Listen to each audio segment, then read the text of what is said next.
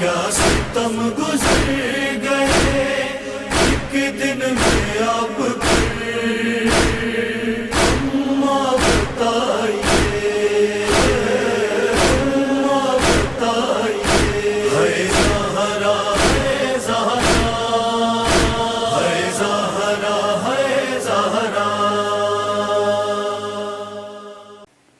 ان اللہ ملائکتہ یصلون علی النبی یا ایہا الذین آمنوا صلوا علیہ وسلموا تسلیما۔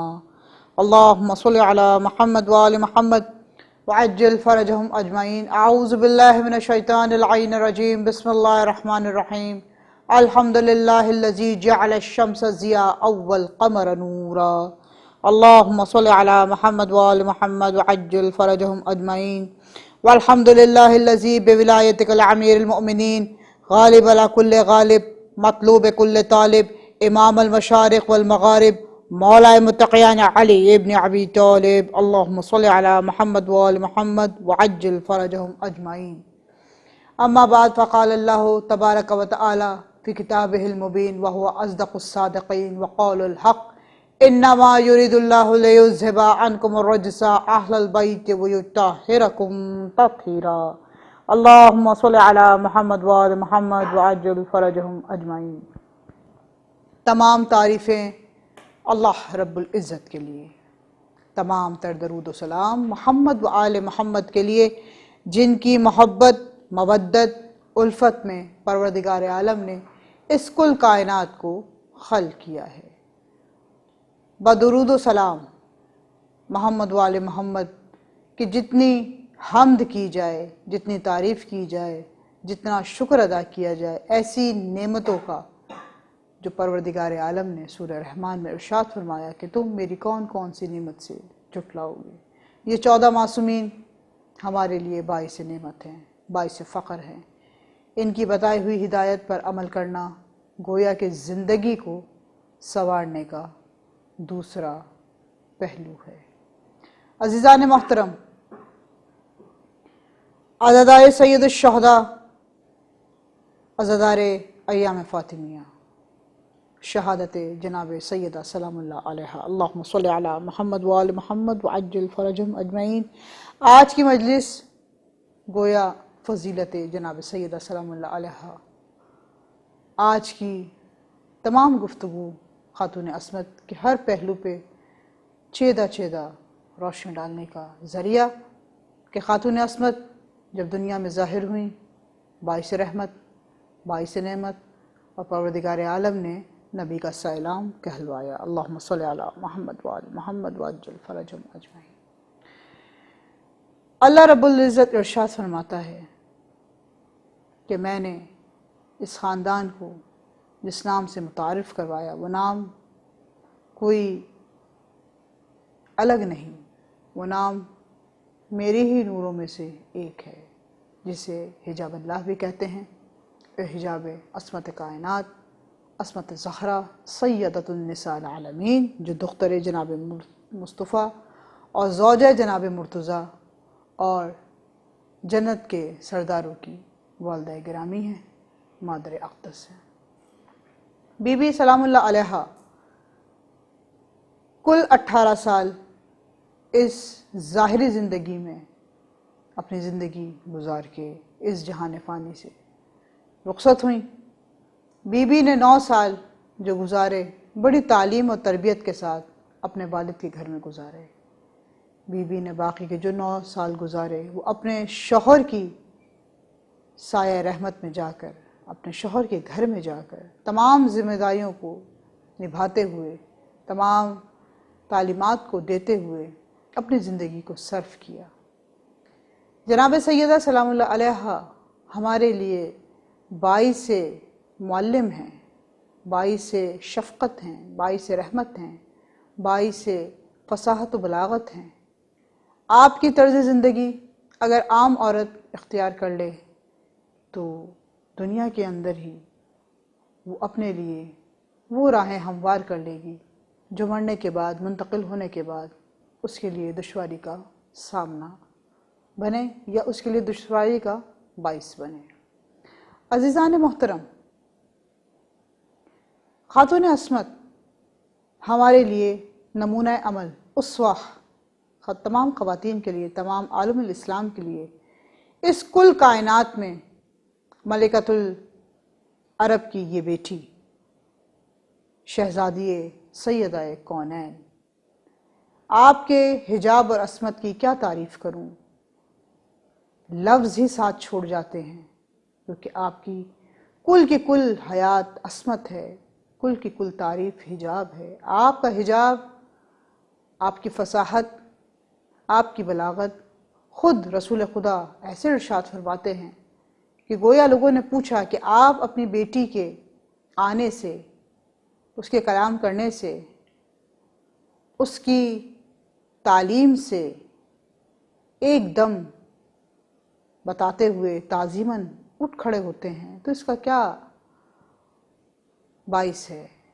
کیوں ایسا آپ کرتے ہیں؟ تو رسول خدا نے ارشاد فرمایا، میری بیٹی صرف میری بیٹی ہی نہیں، میرا فخر ہے، میرے جگر کا ٹکڑا ہے، میری روح ہے، میری عبادت ہے، میری قیادت ہے، میرا احساس ہے۔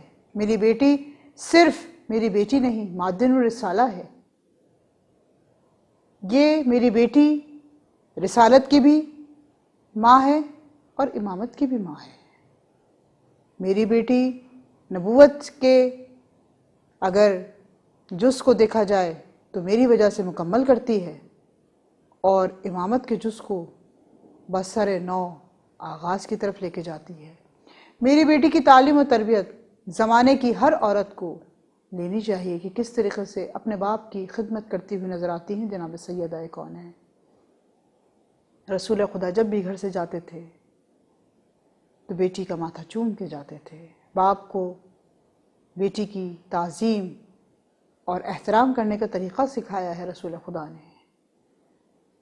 جب بھی باہر سے آتے تھے سب سے پہلے بیٹی کے چہرے کا دیدار کرتے تھے، تو پروردگار عالم ارشاد فرماتا ہے، جس گھر میں میں بیٹیوں کو پہلے بھیجتا ہوں اس گھر میں میں رحمتوں کے، نعمتوں کے باب کو کھول دیتا ہوں۔ یا نبی، اے میرے حبیب، تمہارا سلام اس گھر میں پہنچاتا ہوں۔ تو عزیزان محترم، جن گھروں میں سب سے پہلے بیٹیاں آتی ہیں گویا وہ نبی کا سلام ہوتی ہیں، وہ آپ کے گھر میں باعث رحمت آتی ہیں، وہ تمام نعمتیں لے کر جن کی آپ خواہش کرتے ہیں۔ بیٹیوں کی تعظیم رسول خدا کر کے بتا رہے ہیں کہ جب خاتون جنت کسی حجرے میں یا کسی جگہ تشریف لاتی ہیں تو آپ فوراً اپنا منبر چھوڑتے ہیں اور فوراً بیٹی کو سلام کرتے ہیں۔ اب بیٹی کے پاس ایسے بیٹھتے ہیں جیسے گویا بچہ اپنی ماں کے پاس بیٹھتا ہو۔ جس وقت آپ نے اپنی بیٹی کا عقد کا فیصلہ کیا تب بھی آپ نے خاتون عصمت سے اجازت لی، ان کی مرضی پوچھی۔ یہ تہذیب ہے، یہ اسلام کی تہذیب ہے۔ بتایا جاتا ہے کہ عورت کا مقام کیا ہے، عورت کا حق کیا ہے، وراثت میں عورت کے لیے کیا وہ تمام نعمات باپ کی طرف سے اس کو ملتی ہیں، جو اگر اس کو عطا کر دی جائیں تو گویا بہت بڑے حق سے، بہت بڑے فرض سے آپ ادا ہو جاتے ہیں۔ بیٹی کی عزت کرنا ہر باپ پر، ہر بھائی پہ فرض ہے۔ اس سے پروردگار عالم خوش ہوتا ہے۔ اور پھر بیٹی بھی اگر ایسی بیٹی ہو جو معدن الرسالہ ہے، سیدۃ النساء العالمین ہے، کہ جب اس وقت خاتون عصمت اپنے شوہر کے گھر میں نظر آتی ہیں تو تمام ذمہ داریاں پوری کرتی ہیں، بچوں کی نگہداشت بھی کرتی ہیں، عبادت بھی کرتی ہیں، اور عبادت ایسی عبادت کہ جو تصویر جناب سیدۃ النساء العالمین ہم نماز میں پڑھتے ہیں، اس تصویر کا مقصد یہی ہے کہ وہ ہر وقت شکر ادا کر رہی ہیں، فاقہ ہے تو شکر ادا کر رہی ہیں، گھر کے اندر جوں کی روٹیاں پک گئیں تو شکر ادا کر رہی ہیں، کھانے سے پہلے سائل آ گیا تو شکر ادا کر رہی ہیں، سائل نے آ کر آپ سے مدد مانگ لی تو شکر ادا کر رہی ہیں۔ کسی بھی جگہ، یہاں تک کہ جس وقت لباس فاخرہ بھی آیا تب بھی بی بی نے شکر ادا کیا۔ بی بی نے اپنی زیبائش اور آرائش کے لیے وہ لباس نہیں مانگا تھا، زمانے کو بتایا تھا کہ اگر خالص نیت ہو اور حب خدا بندی ہو تو پروردگار عالم اپنے چاہنے والے بندوں کی ہر جگہ مدد کرتا ہے، کیونکہ پروردگار عالم نے خود وعدہ کیا ہے، میں ہر وقت حفاظت کروں گا، میں ہر وقت ساتھ رہوں گا، میں ایسے پاک رکھوں گا جسے پاک رکھنے کا حکم ہے، میں ایسے ہر شک و شبے سے پاک رکھوں گا، دور رکھوں گا جیسے رکھنے کا جائز حق ہے۔ جب پروردگار عالم حق پہ حق ادا کر رہا ہے اور یہ بھی اپنے پورے فرائض سر انجام دے رہے ہیں تو کسی کیا مجال کہ کوئی ان کے حق کے آڑے آئے۔ لیکن جس وقت آزمائش کا وقت ہوا، یہی بیوی جس وقت آزمائش کے دور پر آتی ہیں تو بتاتی ہیں کہ بیٹیوں کے حقوق کیا ہیں، باپ کی وراثت میں بیٹیوں کا حق مانگنا ضروری ہے۔ اسی لیے رسالت مآب نے جس وقت آپ کے مہر میں وہ تمام چیزیں جو امیر کائنات میں نے خود رسول خدا کو لکھوائیں، اور وہ تمام چیزیں جو خود شایانہ شان رسالت مآب نے اپنی بیٹی کو عطا کیں، بعد رسول جب خاتون عصمت کو امیر کائنات نے کہا کہ یا سیدہ اگر آج آپ نہیں گئیں تو لوگ کہیں گے کہ اگر آتی تو ہم ضرور عطا کرتے۔ بی بی گئیں، بی بی کے ساتھ اچھی روش نہیں ہوئی۔ بعد رسول بی بی مستقل گریہ کرتی رہیں، باپ کے چہرے میں اپنی ماں کے چہرے کو دیکھتی تھیں، باپ کے ساتھ ساتھ رہتی تھیں۔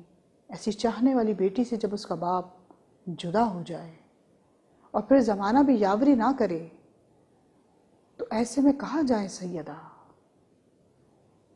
یمنا ابی طالب نے آپ کے لیے ایک ایسا کمرہ بنا دیا تاکہ لوگوں کو آپ کے رونے پہ اعتراض نہ ہو۔ آپ ننھے بچوں کو ساتھ لے کے جاتی اور وہاں جا کر جس کا نام بیت حزن رکھ دیا گیا گریہ کرتی، کہتی بابا مجھ پہ بڑے ظلم ڈھائے گئے، آپ کے بعد کوئی یا علی کو سلام بھی نہیں کرتا، آپ کے بعد لوگوں نے ہم پہ ظلم ڈھائے ہیں۔ بابا آپ کے کہنے پہ، آپ کی وصیت پہ آپ کی بیٹی نے جب حق طلب کیا تو لوگوں نے اس کے حق کو حق نہ جانا، غلط باتیں کی، مذاق بنایا، آپ کی تحریر کو پرزہ پرزہ کر دیا۔ بابا کیا لوگ بھول گئے آپ کی شفقت کو؟ مستقل بی بی گریہ کرتی تھی، دل غم میں ہم مستقل محو رہتا تھا۔ لوگ کہتے تھے اتنا کیوں گریہ کرتی ہیں، موت تو برحق ہے۔ خاتون عصمت موت پہ گریہ نہیں کرتی تھیں، حالات پہ کرتی تھیں کہ بابا آپ کے جانے کے بعد کسی نے یہ بھی نہ جانا کہ میں دختر رسول ہوں، کسی نے یہ بھی جاننے کی کوشش نہیں کی، یہ بھی ماننے سے لوگ مکر گئے کہ علی وصی ہیں، میرے شوہر ہیں، اور آپ کے بھائی بھی ہیں، آپ کے داماد بھی ہیں۔ بابا کہ ایسے اپنے منہ پھیر لیتے ہیں۔ سیدہ کے زار و قطار رونے سے لوگ نالہ ہونے لگ گئے۔ پھر زمانہ جانتا ہے کتنا ظلم ہوا کہ درے سیدہ کو سیدہ پہ ہی گرایا گیا، دروازے پہ آگ لگائی گئی، دروازے کو پیر کی اڑیج سے توڑا گیا، دھکا دیا گیا، جس میں سیدہ دیوار میں اور دروازے میں دب کے رہ گئیں، جس سے نواسۂ صغیر شہید ہوئے، اور اس اذیت سے بی بی کی پسلیاں بھی ٹوٹ گئیں۔ اس کے باوجود بی بی نے عبادت کو کبھی ترک نہیں کیا، ذمہ داریوں کو کبھی چھوڑا نہیں۔ کہا سیدہ آپ کی طبیعت اتنی خراب ہے، آپ آرام کیجئے، آپ ٹھنڈے پانی سے وضو کر کے عبادت بھی کر رہی ہیں اور چکی بھی پیس رہی ہیں۔ تو جانتے ہیں عزاداروں سیدہ نے کیا کہا؟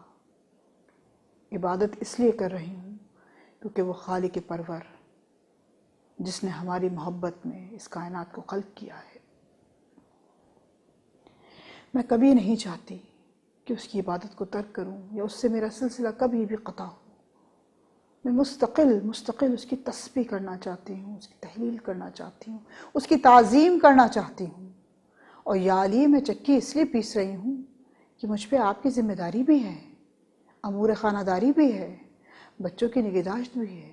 یا علی میرے جانے کے بعد میرے بچوں سے خبردار رہیے گا۔ یا علی، آپ جانتے ہیں میری آپ کو ایک وصیت ہے، میرے جانے کے بعد آپ جس بیوی سے نکاح کریں گے وہ ان بچوں کی ماں ہوگی، اور ان سے ظاہر ہونے والا ایک بچہ جو آپ کی شبیہ ہے وہ میری اولاد ہے۔ یا علی، آپ جانتے ہیں میں نے آپ سے کتنی بار یہ بات کہی کہ یا علی، یہ زمانہ میرے رونے سے ڈر رہا ہے، یہ زمانہ میرے رونے پہ نالا ہے۔ یا علی، آپ مجھے رات کے وقت دفنائیے گا، میرے بابا تک پہنچائیے گا۔ عزیزان محترم، سیدہ دن بدن لاغر ہوتی رہیں۔ 18 سال کی عمر کیا عمر ہوتی ہے! باپ کے جانے کے 3 ماہ بعد بیٹی کے بال سفید ہو گئے۔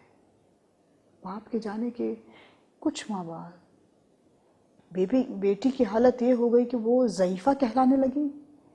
باپ کے جانے کے کچھ عرصے بعد بیوی کی یہ حالت ہو گئی کہ بستر مرگ پہ آ گئی۔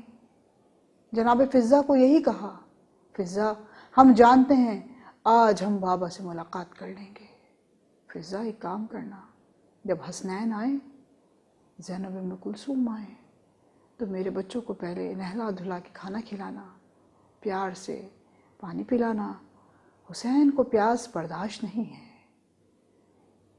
زمانے کے سامنے حسین امام ہے، لیکن ماں کے سامنے اس کا لال ہے۔ اماں فضہ کہتی ہیں، بیوی کے اس بیان سے میرا دل جگر کٹ گیا۔ میں مستقل نالہ زن رہتی تھی اور بار بار جا کر باب سیدہ پر تسبیح کے دانے گرنے کی آواز سنتی رہی اور دل ہی دل میں دعا کرتی رہی، پروردگار عالم مجھے اتنا حوصلہ دینا کہ میں بچوں کو سنبھال سکوں۔ یکدم تسبیح کے دانوں کی آواز آنی رک گئی۔ یہاں تسبیح کے دانوں کی آواز آنی رکی، وہاں حسنین شریفین گھر میں داخل ہوئے۔ بیٹیاں اپنے حجرے سے باہر آئیں۔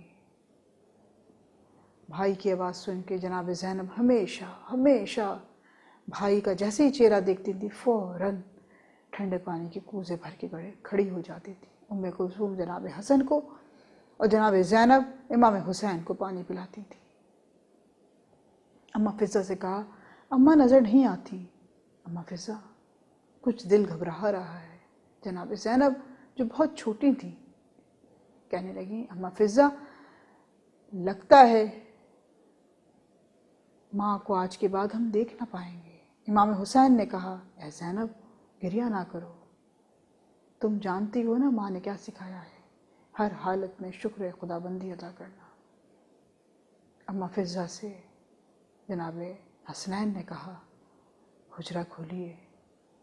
اماں فضہ کہتی ہیں، حجرہ کیسے کھولوں اے میرے لال؟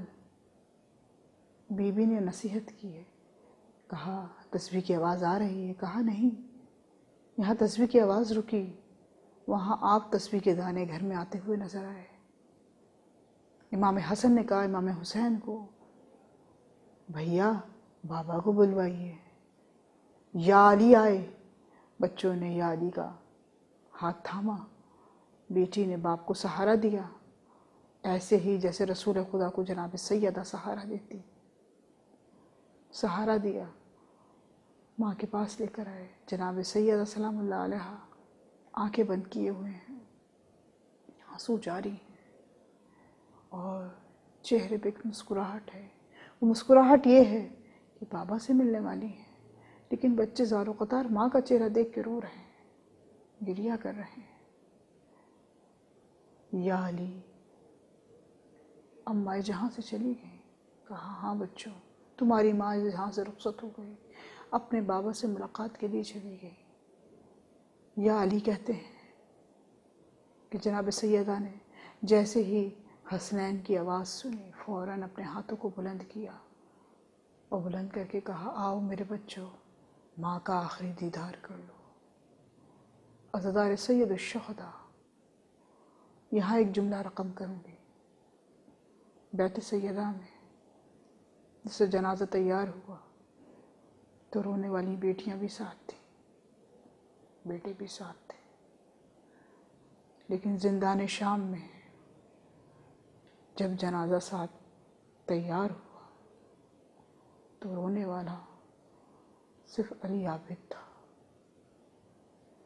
رونے والی میاں تھی، ماں تھی، چاہنے والی بیٹی کا باپ ساتھ نہیں تھا۔ ایک جنازہ مدینے میں اٹھ رہا ہے، ایک جنازہ تنہا تنہا قید خانہ زندان شام میں اٹھا۔ الا لعنت اللہ علی القوم الظالمین فسیعلم الذین من ینقلبون منقلبون۔ والسلام علیکم ورحمۃ اللہ وبرکاتہ۔